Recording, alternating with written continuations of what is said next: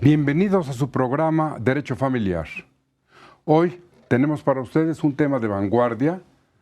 Nunca ha sido tratado en la televisión y sobre todo con un experto, con un gran abogado, el doctor Enrique Larios, presidente del Colegio de Profesores de Derecho del Trabajo de la Facultad de Derecho de la Universidad Nacional Autónoma de México, a quien le doy la más cordial bienvenida a este programa de él también, y que ya es conocido de ustedes y siempre presente para transmitirnos sus conocimientos y que las familias mexicanas se enriquezcan con los mismos. Enrique, muchas gracias. Julián, es un placer siempre estar contigo y con tu auditorio. Muchas gracias. Gracias por la invitación. Gracias. Ustedes han escuchado las doctas palabras del maestro Larios. Hace no mucho tiempo hicimos un programa con la doctora Elsie Núñez Carpizo sobre cuestiones de derecho laboral, de equidad de género, muy interesantes. Pero hoy, como ya usted lo vio en la pantalla, vamos a analizar las normas principales de derecho familiar, sucesorio del trabajo, derecho familiar sucesorio de los trabajadores, derecho familiar sucesorio de qué pueden hacer las familias del trabajador muerto respecto a una indemnización, a las prestaciones que le deban, a las acciones que hubiera intentado, a los juicios que tenga pendiente, porque en realidad esto va a constituir metafóricamente la masa hereditaria de lo que van a tener derecho los dependientes económicos que en la Ley Federal del Trabajo, y vamos a escuchar enseguida las palabras del maestro Larios, les llama beneficiarios.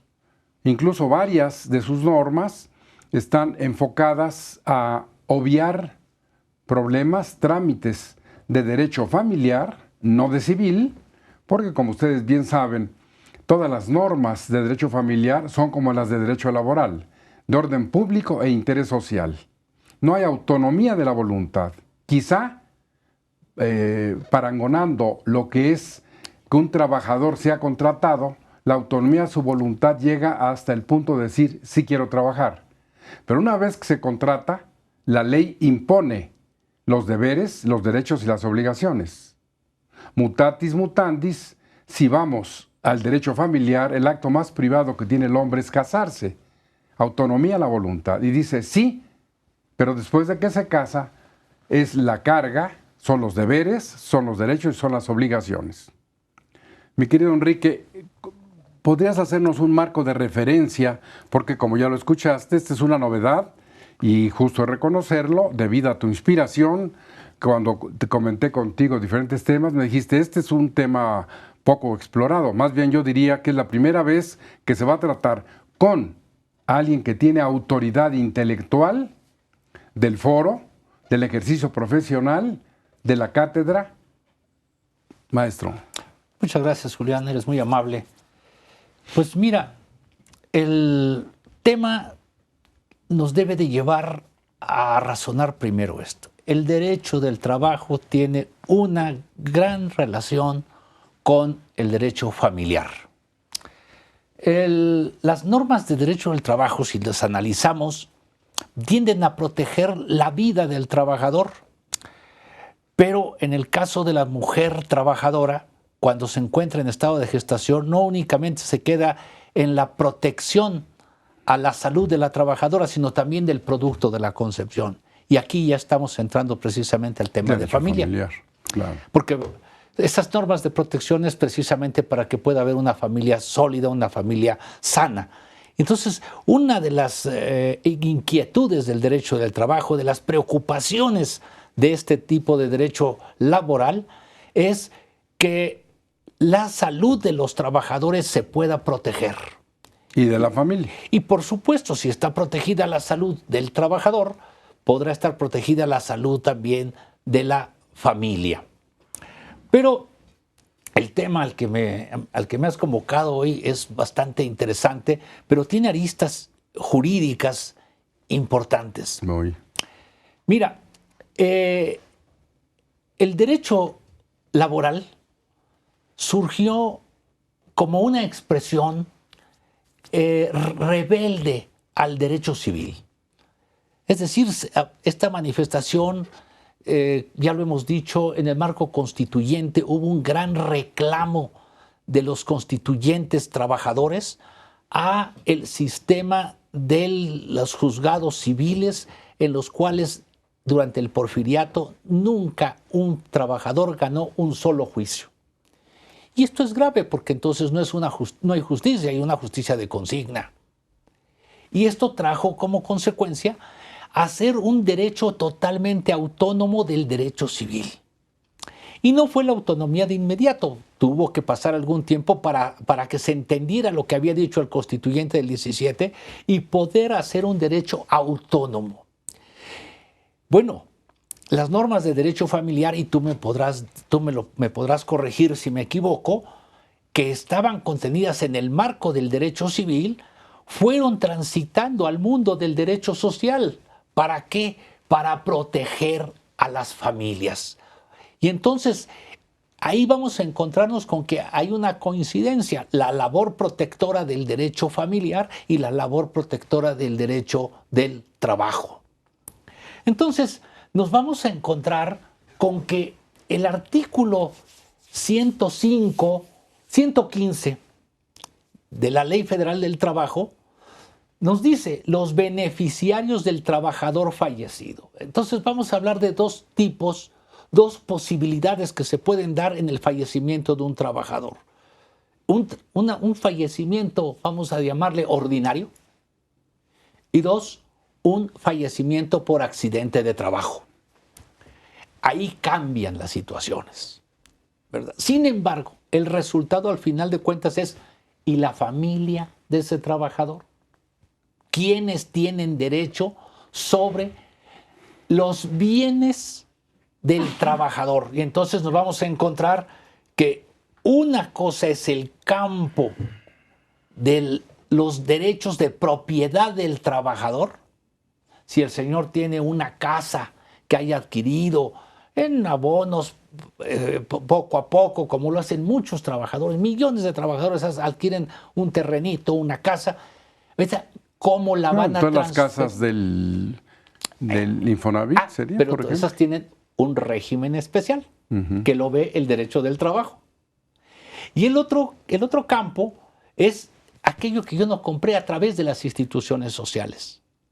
Entonces, ese patrimonio ese patrimonio que compraron sin intervención de las instituciones laborales, ese es parte del derecho sucesorio ordinario, ¿verdad? Tendremos que estarnos a las normas de derecho familiar totalmente. Pero decíamos, en el caso de los trabajadores fallecidos, tendrán derecho a recibir las prestaciones. Esta es otra parte. Estamos hablando allá de su patrimonio y aquí estamos hablando de lo que el patrón le debe al trabajador al momento del fallecimiento, sea por accidente o no sea por accidente. Entonces, aquí nos dice, los beneficiarios del trabajador fallecido tendrán derecho a percibir las prestaciones e indemnizaciones pendientes de cubrirse, ejercitar las acciones y continuar los juicios sin necesidad de juicio sucesorio. Es decir, no esta parte de las prestaciones, vamos a llamarles de los salarios devengados del trabajador, y hago hincapié, salario devengado es aquello que ya se ganó el trabajador. Entonces eso me lo debes, patrón. Un ejemplo de ello, salario devengado, podemos señalarlo como la parte proporcional del aguinaldo. El trabajador cobró su aguinaldo en diciembre, estuvo trabajando hasta el mes de septiembre, fallece en el mes de septiembre, tiene derecho al aguinaldo Sí, tiene derecho al aguinaldo, tiene derecho a la parte proporcional de 9 meses de aguinaldo. Mi querido Enrique, yo creo le damos. que has puesto un marco de referencia muy importante que glosaré brevemente, sobre todo para que la distinguida teleaudiencia tenga con precisión estos conceptos. Ustedes han escuchado permanentemente en este programa que hablamos del derecho sucesorio, que hablamos del testamento, de las consecuencias cuando no hay testamento, y como bien decía el doctor Larios, estos son cuestiones de bienes que se hayan adquirido, etcétera. Pero, ¿qué es lo que el trabajador, como ha dicho el maestro, va a heredar a su familia? Porque aunque la ley, ese artículo 114 y 115, y los artículos 501, 502, 503 de la Ley Federal del Trabajo manejen todas estas hipótesis, es muy importante señalar que, para empezar, como género, tenemos dos clases de sucesión, la legítima y la testamentaria. En la primera, los bienes se reparten porque no hubo testamento, de acuerdo al parentesco. En la segunda, se reparten de acuerdo a la voluntad del testador. Pero aquí, como bien decía el doctor Larios, estamos en presencia de una situación jurídica diferente, de orden público e interés social, porque por esa razón la ley ordena que no haya juicio sucesorio, no habla de herederos, habla de beneficiarios, y aquí creo, Enrique, sería muy importante que la distinguida teleaudiencia sepa que la masa hereditaria del trabajador se compone de lo que ha dicho antes el doctor Larios.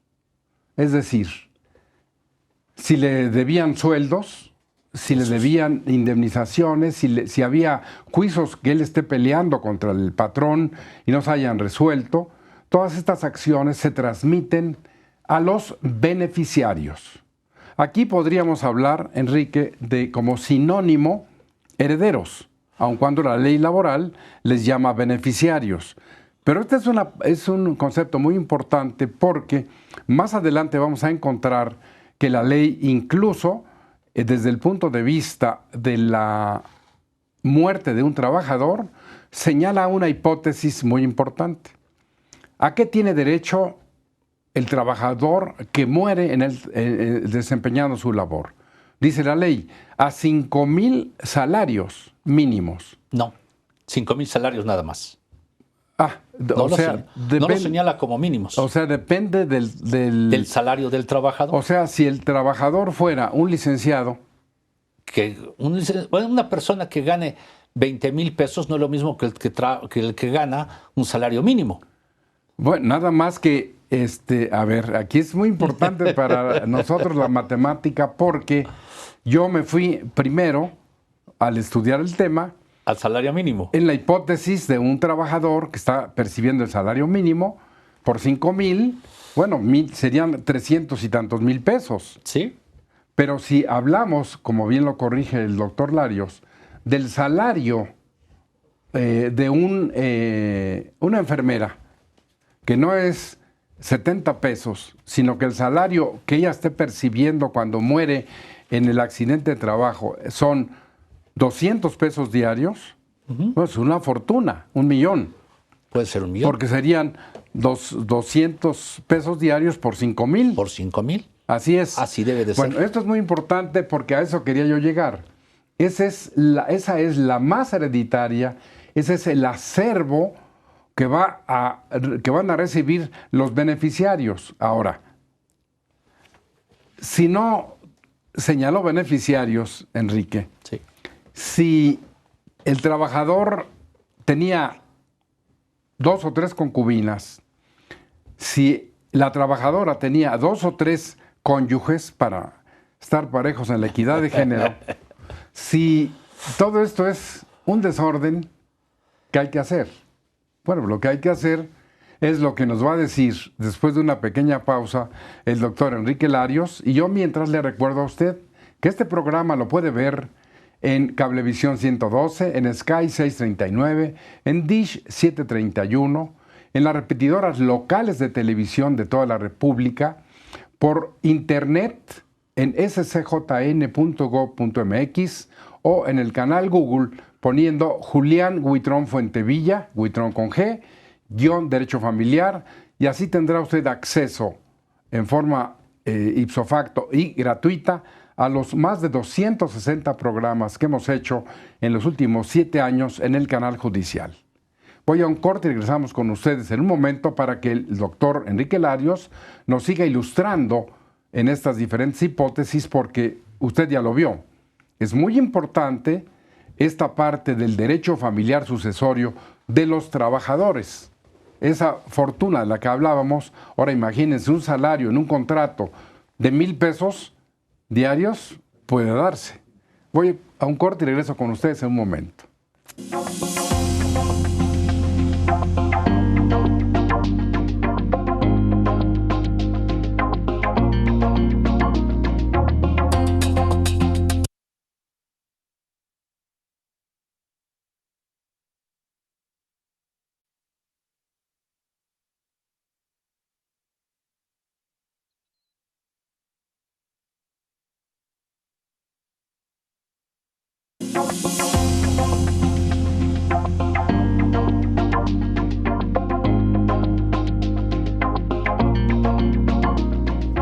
¿Qué le parece lo que le hemos dicho?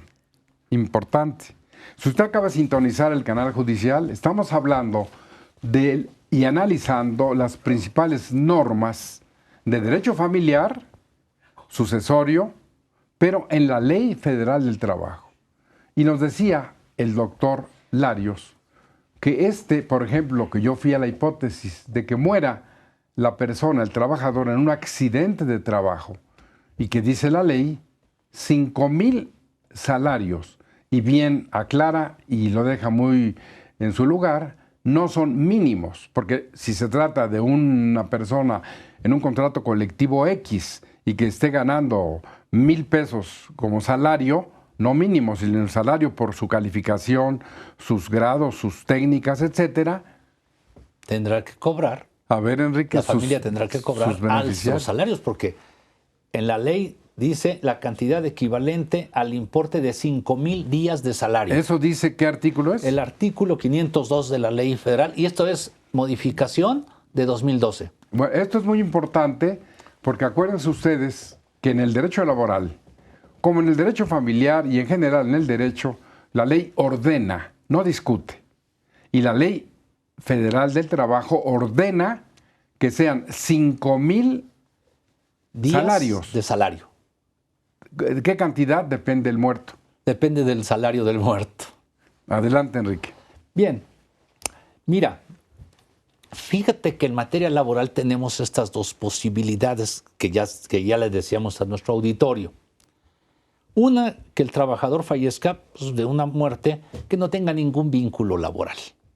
Es decir, el señor falleció por cualquier otra razón. Pero hay otra que resulta que es la grave, que muera el trabajador por un accidente de trabajo. Y entonces aquí, pues lógicamente, el patrón tendrá alguna responsabilidad o varias responsabilidades, porque así lo hace ver la ley. Bueno, toda la responsabilidad, ¿no? Sí, por eso, pero son varias responsabilidades. Correcto, pero digo, no hay forma de que se zafe de eso. Bueno, depende del abogado. Depende si hay condiciones en las cuales hay varias excepciones que da la ley. Si el trabajador se encontraba en estado de ebriedad, esa es una de ellas, entonces el patrón quedará exceptuado. Hay un género de civil en la responsabilidad objetiva que dice negligencia inexcusable de la víctima. Acá también tenemos exactamente. No, pues sí. Acá le llamamos descuido inexcusable. Pero tú, como bien dijiste, la madre, el padre, el tío, el padrastro, de todo el derecho, desde que se origina en Roma, es el civil. Así es. Y de ahí empiezan, y creo que sería también oportuno que hicieras un homenaje recordando la gran labor de Guillermo Cabanellas cuando en 46 escribe aquel libro, Los Fundamentos del Nuevo Derecho, y que impulsa en forma definitiva la autonomía, ¿no? Sí, por supuesto, Guillermo Cabañeras es uno de los autores más importantes del derecho del trabajo. Lo podríamos poner junto con Mario de la Cueva Y el de maestro México, de Buen. Néstor de Buen, pero digamos que los organizadores del derecho del trabajo, por la época que vivieron, pues le tocó en gran parte Esta a Mario asociación de Cueva. iberoamericana que fundaron, ¿no? ¿O cómo se llama? Está la Academia Iberoamericana de Derecho del Trabajo y de la Seguridad Social, que tiene 5 miembros de aquí de México y de la cual me honro en tener el sitial número 5. ¿Verdad? Pero, bien, en cualquiera de los 2 eventos, cuando hay el fallecimiento de un trabajador, el trabajador no deja beneficiarios. Su voluntad no se va a... Si dejara un documento... ¿Se le olvidó? O lo hizo. De todos modos... A ver, Enrique, nada más para la distinguida de la audiencia. Un testamento es otra historia. Así es. Aquí no estamos hablando de testamento. Exacto, fuera de testamento. Pero es equivalente, porque es la manifestación de la voluntad del trabajador que sus beneficiarios sean X. ¿En qué clase de documento o cómo se prueba o se comprueba que son, suponiendo que tenga 3 señoras, pero dice la propia ley más adelante, en algunas cuestiones que leí, que habrá prioridad de los que dependan económicamente? Mira, vamos a partir de una cuestión. Nuestro sistema familiar, de derecho familiar, nos habla de la monogamia. Esa es la condición que debe de prevalecer. Ese es el deber ser, la monogamia. Pero al deber ser, pues siempre le viene el ser.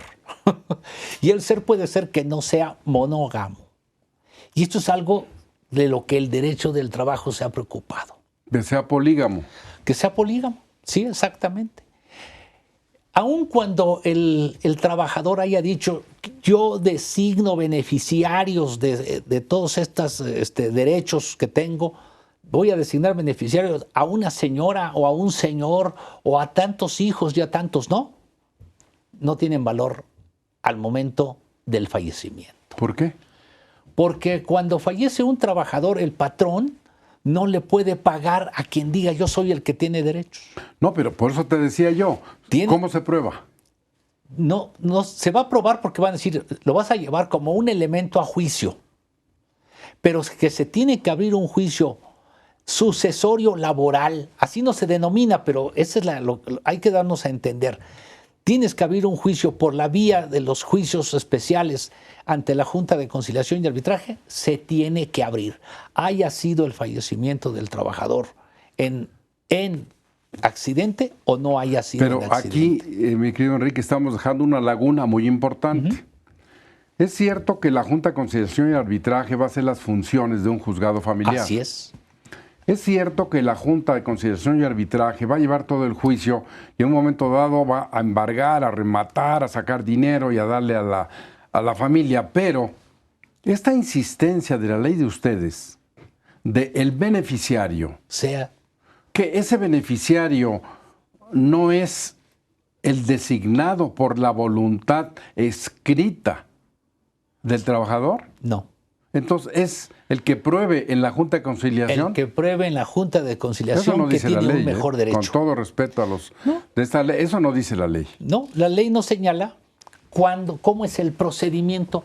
Pero nomás dice beneficiarios. Así es. Nada más dice beneficiarios. Dice, entonces, aquellos que prueben ser beneficiarios, esos son las personas que tendrán derecho. Tú que eres un gran litigante, aparte que dominas la doctrina como nos lo demuestras, enséñanos. Yo te voy a decir esto. ¿Cómo se prueba eso en un juicio? ¿Cómo? Vamos a dar la primera situación. Un patrón fallece un trabajador y el patrón le dice a la viuda o viudo o a los hijos, sí, como no, jóvenes, miren, aquí le debo tanto de aguinaldo, le debía la quincena, tenía derecho a un bono, aquí está su lanita, tome usted. Ese patrón está expuesto a pagar 2 veces. ¿Por qué? Porque no ha habido juicio. porque no ha habido ese juicio.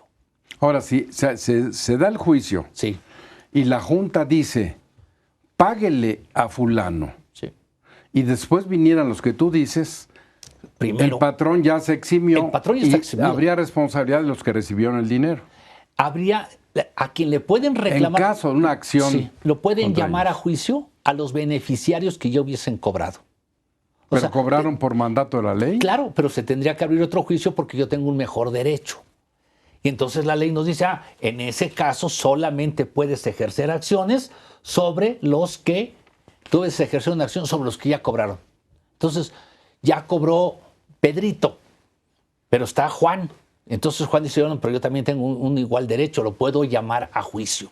Quiero decirte también... No, esto que es muy complicado. es de parte complicado, de- pero está así mal es. hecho, ¿eh? Bueno, así es. No obstante, no hay, yo nunca he llevado un juicio llamando a alguien que ya cobró.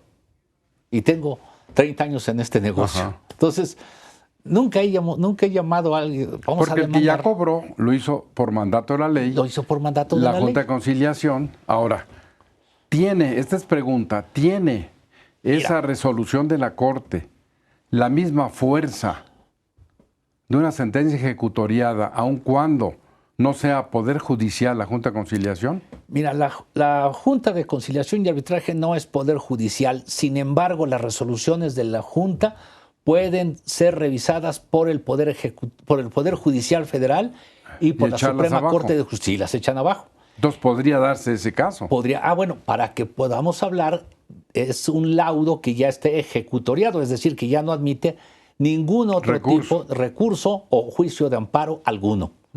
Entonces vamos a ver que si ya está ejecutoriado el laudo, entonces es cuando ya se puede pagar.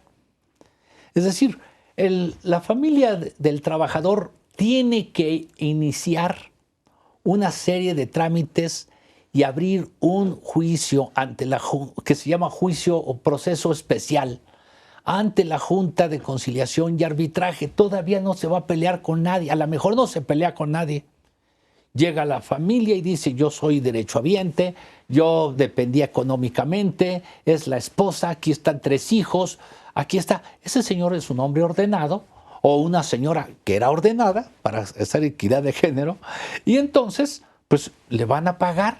¿Contra quién se peleó? Contra nadie. ¿El pleito es contra el patrón? No. El patrón solamente va a pagar a quien le diga la Junta.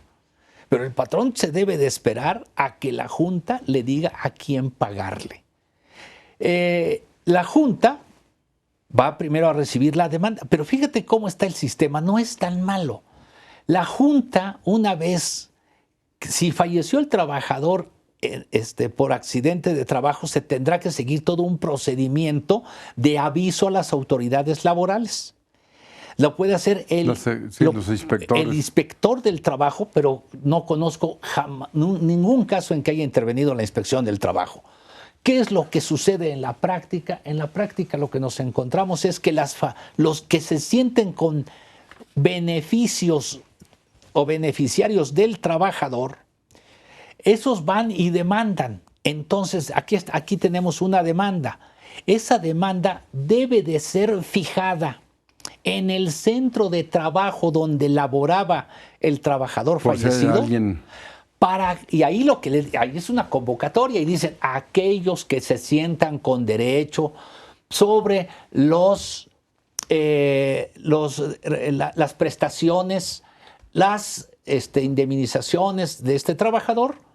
El asunto está radicado en la Junta, vamos a decir, en la Junta 20 de la Local de Conciliación y Arbitraje, que ahí se llevan este tipo de asuntos.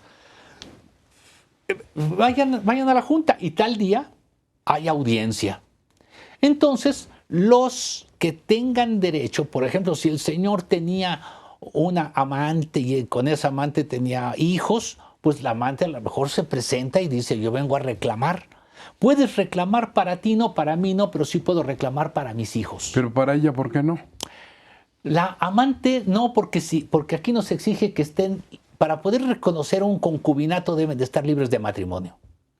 Si el señor está casado, el matrimonio se cae. Si el señor está casado, el concubinato se cae. Nada más te voy a decir una novedad interesante, ¿Sí? que seguramente a la distinguida teleaudiencia le va a interesar. Sí. La Suprema Corte, en tesis aislada, todavía no es jurisprudencia, ha determinado, la primera sala, que en esa hipótesis, si el señor casado tiene otra persona, una amacia, y tiene un hijo con ella, y ella necesita alimentos, tiene derecho a reclamar. A reclamar, claro. En derecho familiar, Ajá. más allá de la hipótesis del derecho laboral. Pero volviendo a esto, estoy muy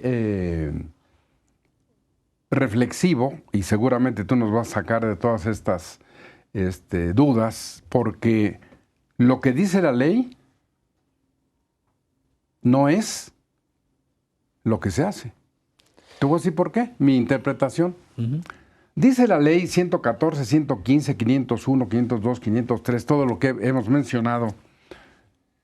Palabra clave, beneficiarios. Nada más que si usted es beneficiario, tiene que probarlo.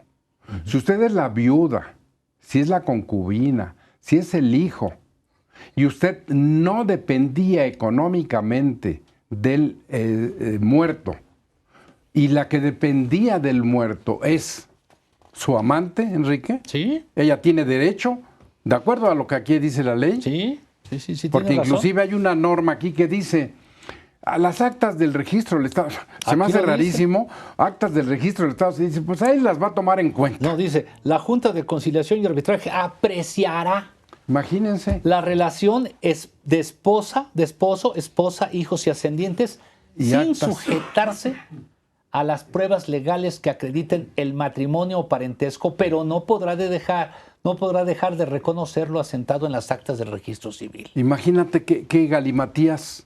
¿Quién redacta eso? ¿Quién lo entiende? Si Bueno. nosotros como abogados batallamos, alguien que no sea abogado y la Junta de Conciliación, con todo respeto, que no saben derecho familiar, no saben derecho procesal familiar, no saben derecho familiar patrimonial, pues estamos bien. Por eso, te dije, cuando lo comentamos, es un tema extraordinario, por eso vamos a hacer 2 programas, porque es impresionante lo mal hecho de las normas y en lo que metes a la pobre familia, ¿no? Sí, como te digo, con la convocatoria que se hace en el centro de trabajo, es para que aquellos que se sientan con derecho puedan ir a reclamar. Entonces, si hay la amante, si existen los hijos, si existe alguna situación de alguien que considere... Y fíjate que está mal utilizado el término beneficiario. Debería de ser el término derechohabiente. Yo soy derechohabiente de tal persona porque tengo una dependencia económica del trabajador, entonces tengo derecho. Ahora, esa sentencia que tú me señalas, yo la alegaría, si estuviese defendiendo a la amante de algún trabajador y que estuviese el señor casado y todo eso, yo utilizaría esa jurisprudencia para exigir el derecho de ella, aunque no sea jurisprudencia laboral. No, se puede invocar, obviamente. Porque la invoco y les digo, señores, si este es el criterio y estamos hablando de un asunto de orden familiar, Derecho, y este orden es público. un criterio que está sustentando la primer sala o la está sustentando el pleno de la Suprema No, Corte la primera de Justicia. sala, sí. Perfecto. ¿Cuál? Entonces debemos de ceñirnos a estos mandatos del derecho familiar para poder resolverlo en la Junta, un asunto que es profundamente familiar, pero que se lo ha dado en potestad a la Junta de Conciliación y Arbitraje. Por eso, Enrique, cuando hablamos de este tema, te decía, y ustedes lo están comprobando, es muy atractivo las reflexiones que se están haciendo, porque lo único que queremos es transmitir estos conocimientos, que para usted en su hogar esto sea más fácil. Si bien hablamos del derecho laboral, por eso el programa se llama Análisis de las normas de derecho familiar. No podemos soslayar que no estamos hablando de la familia, estamos hablando de la familia que la ley laboral, pésimamente redactado, habla de viudo, viuda, concubinato, incluso, a pesar de que la Corte ha dicho que son 2 años suficientes para que se demuestre el concubinato, la ley laboral sigue diciendo 5. Claro. Pero voy a ir a un corte y regresamos con ustedes en un momento para, en esta última parte del programa, dar algunas conclusiones y reiterarles que vamos a hacer otro la semana que entra, donde voy a tocar desde ahora, se lo voy a dejar de tarea al maestro Enrique Larios, si ha contemplado esta ley los matrimonios de personas del mismo sexo, de hombres, de mujeres, no esta contradicción in adjecto, esta aberración jurídica de hablar de matrimonios igualitarios, porque si dijéramos igualitarios son los de homosexuales, antagónicamente tendríamos que afirmar desigualitarios son los de heterosexuales. Pero son exactamente lo mismo. ¿Por qué? Y lo he reiterado en este programa. Homosexuales que se conviertan en cónyuges adquieren automáticamente el derecho a adoptar. Pero yo no veo, Enrique, y por eso será el otro programa, que las leyes, y en este caso específico que estamos hablando de la Ley Federal del Trabajo, hable de personas del mismo sexo. Vamos a un corte y regresamos con ustedes en un momento.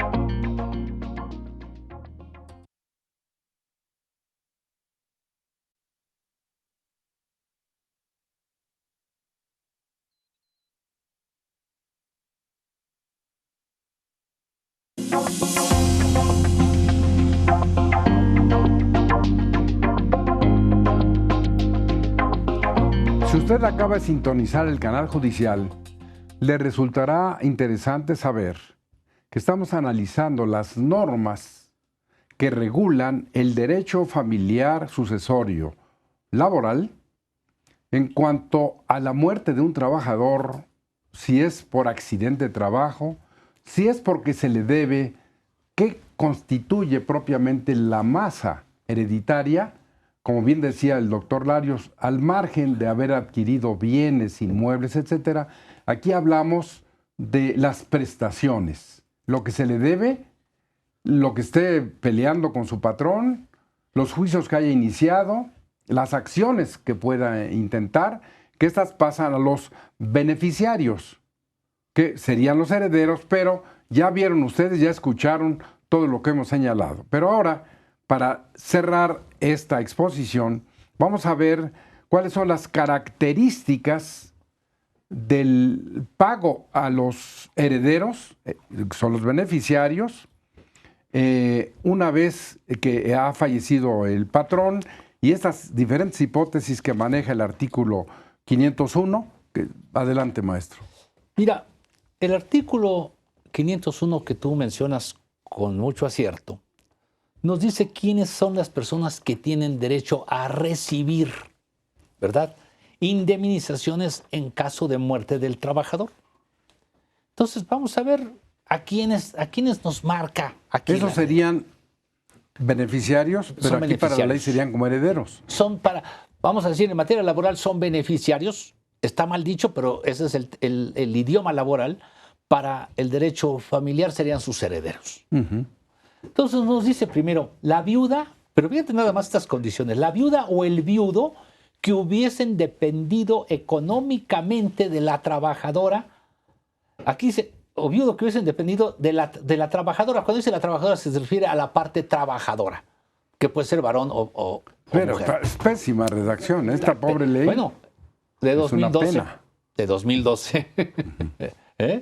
Y que tenga una incapacidad del 50% o más. Es decir, ¿qué se tiene que probar? 1, que es viudo.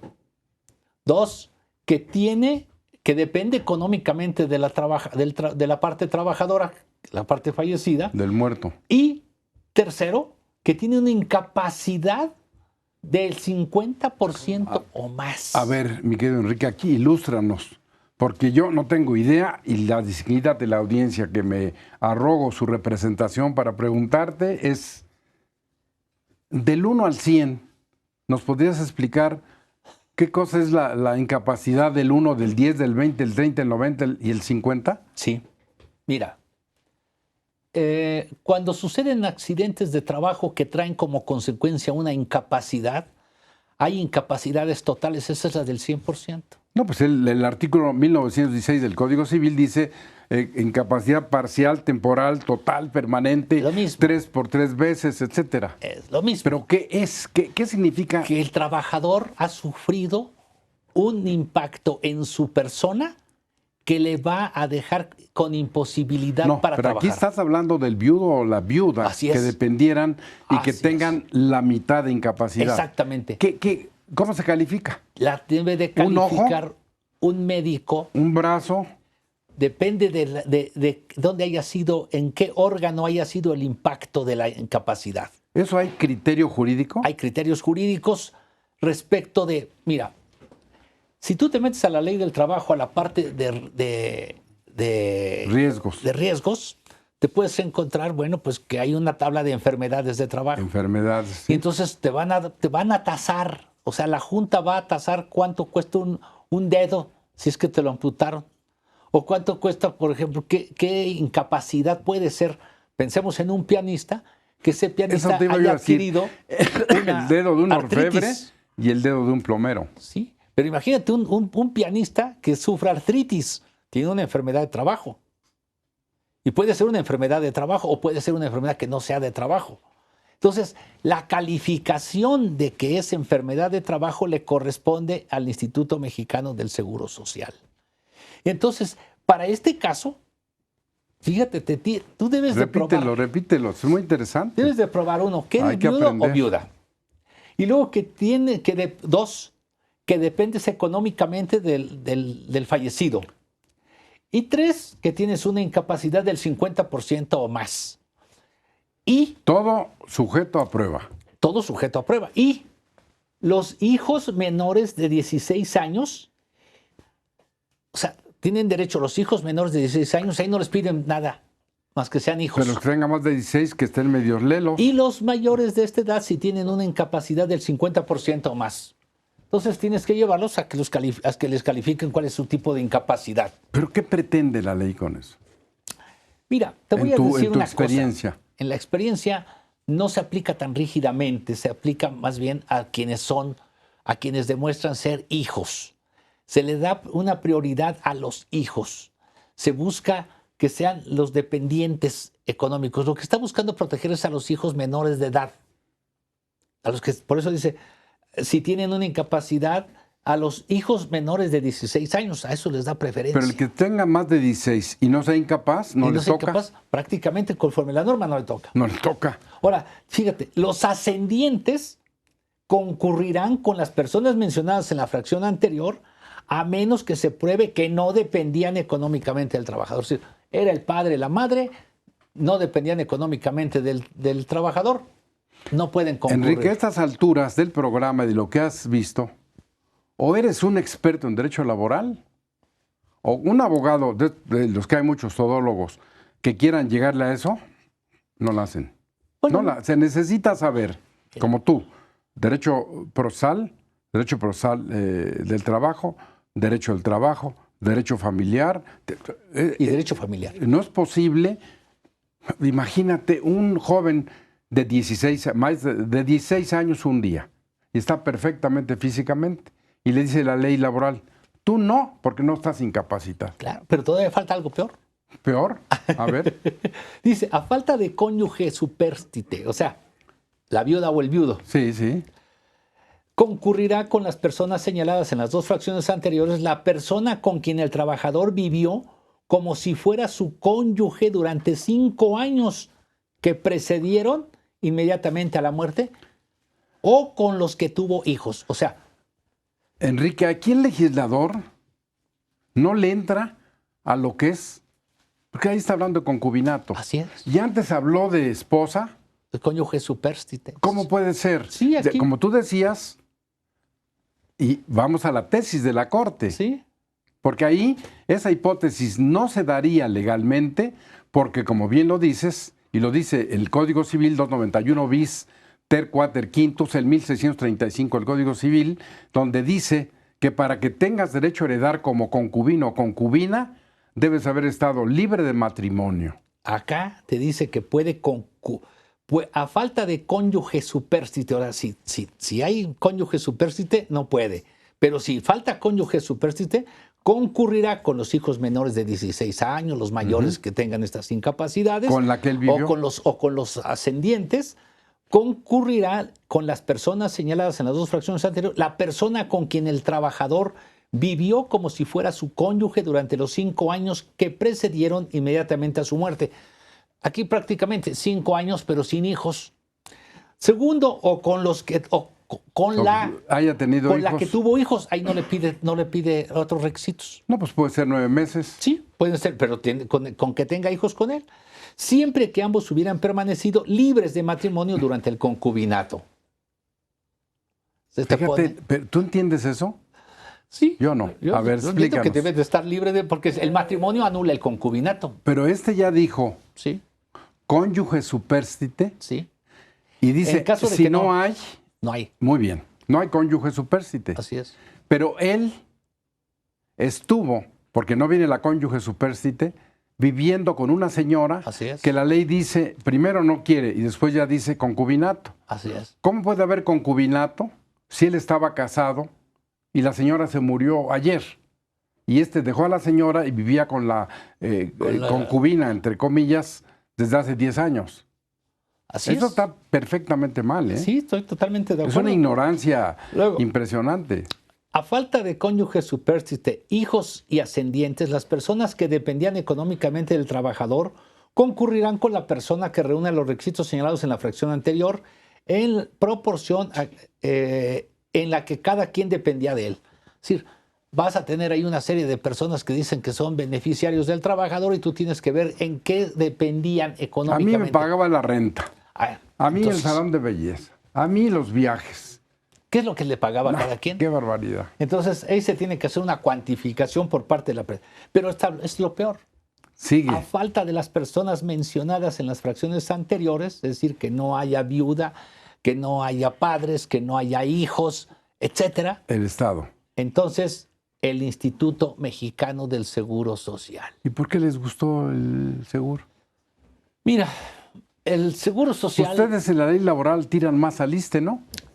En la ley laboral es más al IMSS. Al IMSS. Al IMSS. Por eso es el beneficiario. Es el beneficiario. Entonces, en trabajadores al servicio del Estado será el ISSSTE. Pero aquí es el IMSS el que tiene derecho.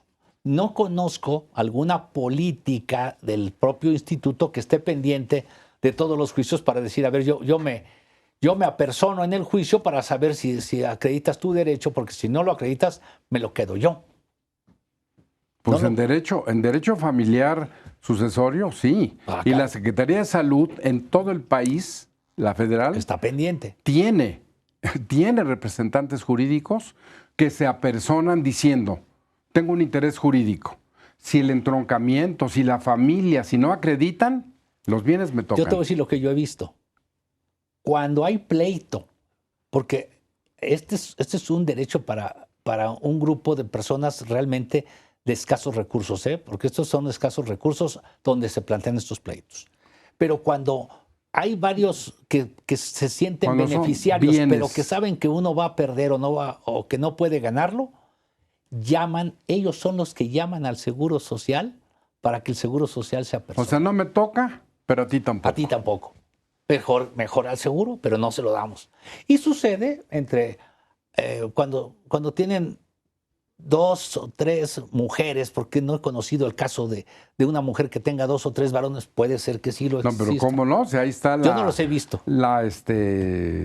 Esta figura, así como es la poligamia, tenemos la poliandria. La poliandria, sí. Una señora que tenga muchos señores. El caso no lo he visto en la práctica. En la práctica lo que sí he visto es que pues no te toca a ti ni me toca a mí, entonces llamo al Seguro Social. Y entonces, en ese momento, el Seguro Social sí se apersona y dice, vengo a ver si se acreditan las hipótesis o no, y tendrían que ver si el Seguro Social es el que le corresponde al final de cuentas, el patrimonio, que son patrimonios pequeños, ¿verdad? No, pues sí, como decíamos al principio, ¿no?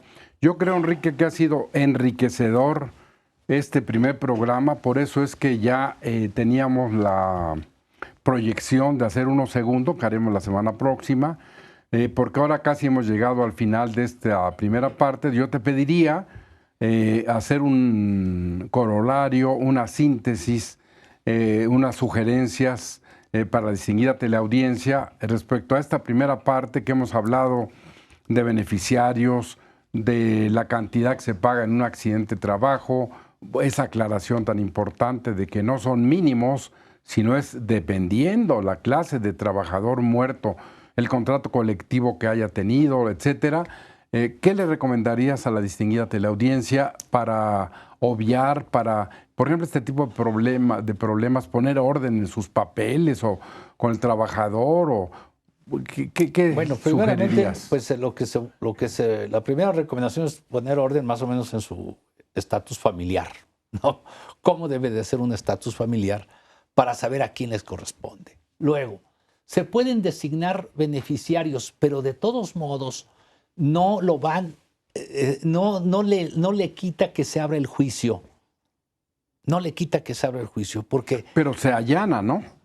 Al bueno, estar ya nombrados beneficiarios. no se allana porque no sabemos si hay alguien que quiera reclamar un derecho y diga yo también tengo derecho a alimentos, yo también tengo derecho a estas prestaciones, yo tengo porque yo tengo una pensión alimenticia y no lo sabíamos.